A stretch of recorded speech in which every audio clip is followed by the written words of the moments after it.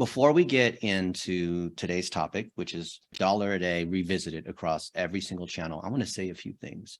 I have seen thousands of people in the last 17 years apply the dollar a day strategy, and some companies work better than others. And I want to tell you why that is before we get into kind of the mechanics and all the sort of technical details and stories, which you guys know that we like to share. At first, I thought that dollar a day was like a party trick to be able to drive sales. And we did some great things. Golden State Warriors put $1 million in, get $38 million. My friend Eric Ludwig, who is the CMO of Rosetta Stone, which is a language software company, I used dollar a day to be able to wish him happy birthday. I spent 83 cents to target everybody who worked at Rosetta Stone in Roslyn, which is a suburb of DC, in their headquarters area, who worked in marketing, got a C&D from the chief legal officer. It was a cool prank. It was a cool way to be able to just micro target.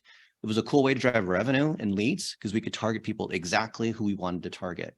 But then Cambridge Analytica came along and a lot of the cool things went away. And even some people, they would say, I don't need advertising, or I have an agency that does my advertising. And technically we are using the ad platforms of Facebook, LinkedIn, Twitter. But then I realized the dollar a day strategy isn't actually an advertising thing at all. So, when you send a gift to a friend, that's social postage. That is delivering a message. So if you want to deliver a message using social postage, you want to deliver a message on LinkedIn, on Twitter, or all these other examples, you have to pay for postage because it's free for the recipient.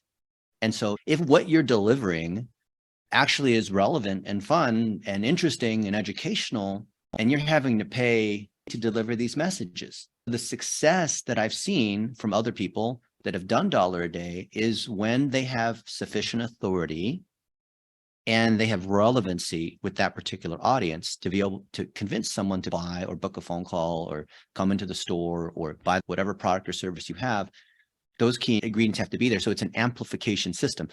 So people that have done dollar a day probably know about the social amplification engine. So I want you guys to think about how the success of dollar a day is not in the cool little techniques that we're going to go through and what's changed in the last few years. It's the core of amplifying something that's good. It's whatever you put in the machine. If it's working well, you want more of it. So if Parker puts a $100 bill inside the machine and he gets 10 times that, that's pretty good. But I'd rather put in $100,000 into the machine and get 10 times that. Of course, if we're playing roulette or some other thing, that's a gamble. But if there is no gamble and you knew whatever you put in the machine, you get 10 times more, that's a pretty good thing. So dollar a day is really just an amplifier of what's already working for you in terms of reputation, word of mouth. It's not a Twitter, YouTube, Facebook. That's not what it is. The core is what you're starting with. It's like a Keurig machine.